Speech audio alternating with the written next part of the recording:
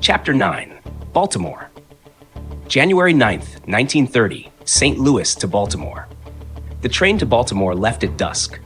I bought the ticket under the name Martin Weller, one of the few aliases I kept tucked in my wallet between old Navy orders and a photograph of men who didn't make it home. I didn't sleep much on the train. The click of the wheels was too steady, like a metronome counting down the seconds until someone else died.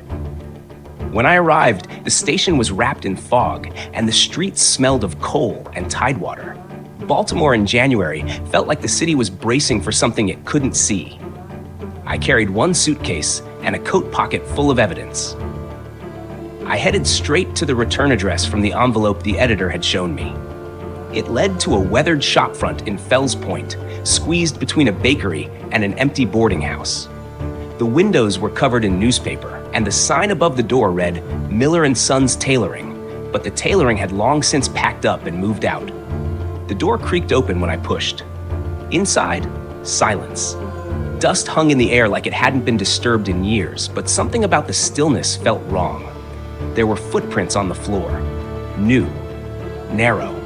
I followed them behind the counter, where I found a small box tied with twine and a name scrawled across the top in pencil. Edgar Niles. That matched the name scribbled under the photo back in St. Louis. Inside the box were letters. Dozens. Some typed, some handwritten. All addressed to people I'd never heard of. But one was addressed to me. Patrick Scism. The letter read, "If you're reading this, then Wakefield is either dead or vanished. Either way, you're the last one holding the rope. What you saw in that photo was only the tip. The real danger isn't the meeting, it's the money trail. Sis tight, that ledger was never burned. It was moved, tracked, bought. The British want it gone, the Germans want it back, and the Americans are pretending it doesn't exist. EN." Then in a shaky hand at the bottom, "They're in the city. You're already being followed." I turned just as the floor creaked behind me. A figure stepped from the back hallway, coat drawn tight, pistol in hand. I dove behind the counter. The shot rang out and split the front window.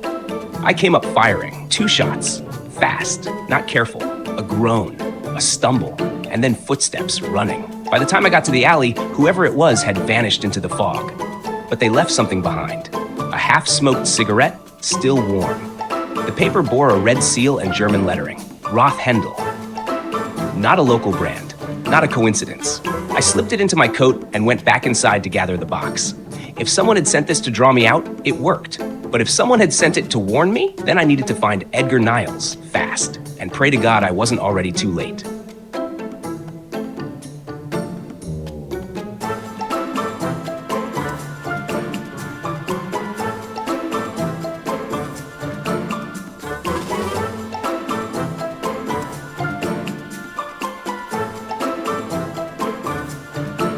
Chapter 10, Old Friends, New Graves. January 10th, 1930, Baltimore. By morning, the fog hadn't lifted, and neither had the weight in my chest. I spent the night in a cheap room above a Polish bakery on Thames Street, gun under the pillow, box of letters by my side. Every time a car passed or a pipe creaked, I sat up. I didn't trust the walls, or the silence. But I knew one thing. I couldn't do this alone anymore.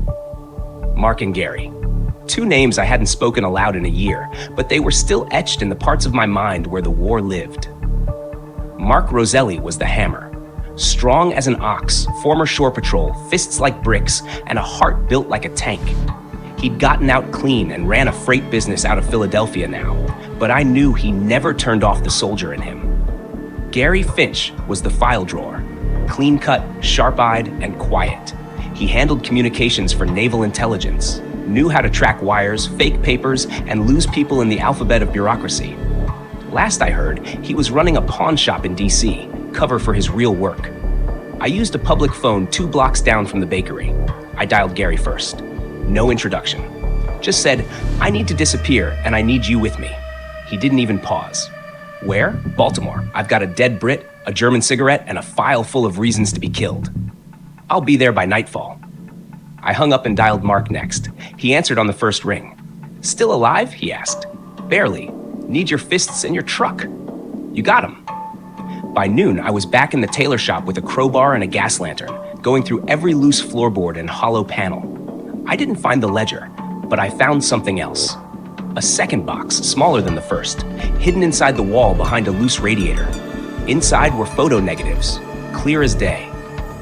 The Prince of Wales, shaking hands with a man in a German officer's coat, and standing behind them, a young diplomat, Charles Wakefield. I sat back hard. That changed everything. Wakefield hadn't just known about the meeting.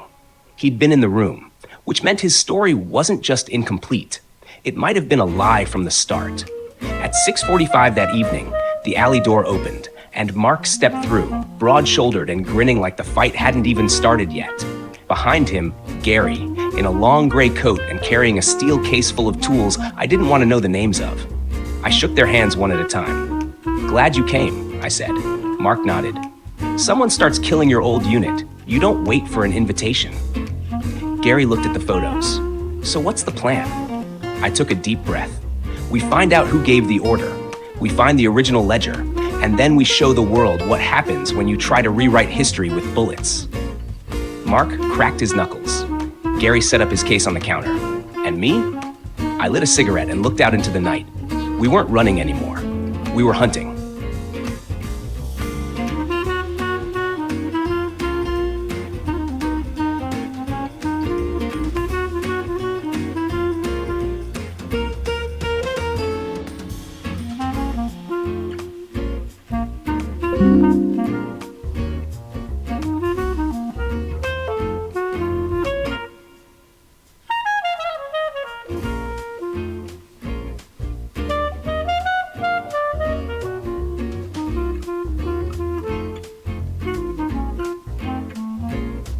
Chapter 11, Phase 2, January 10th, 1930, Baltimore. The clock in the old tailor shop struck midnight, January 10th. Phase 2 had officially begun. None of us knew what that meant exactly, but we all felt it, like the way the air shifts before a storm. The kind of stillness that makes animals run and men start checking their exits.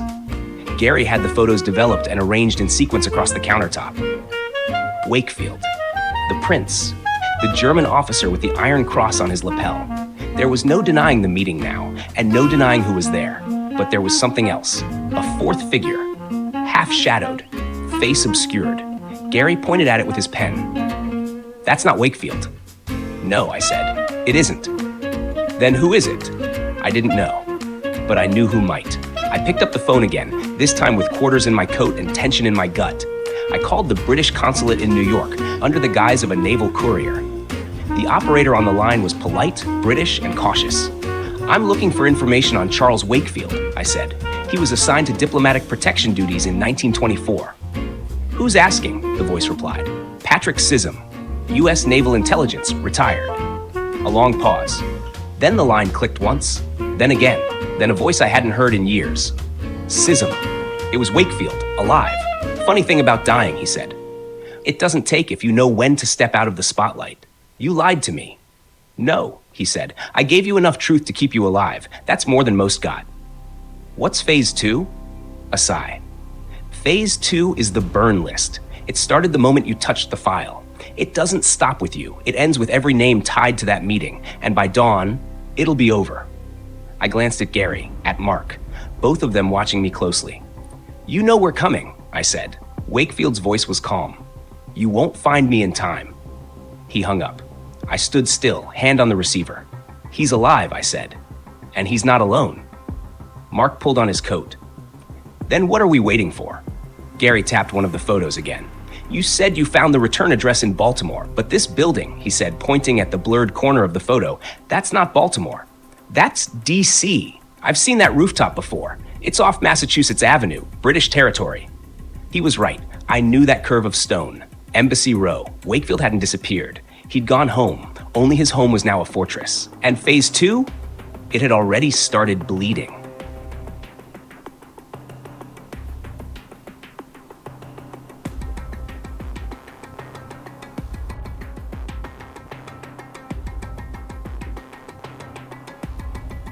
Welcome to Scism Detective Agency stories, where the fog is thick, the coffee's black, and danger is always a step behind.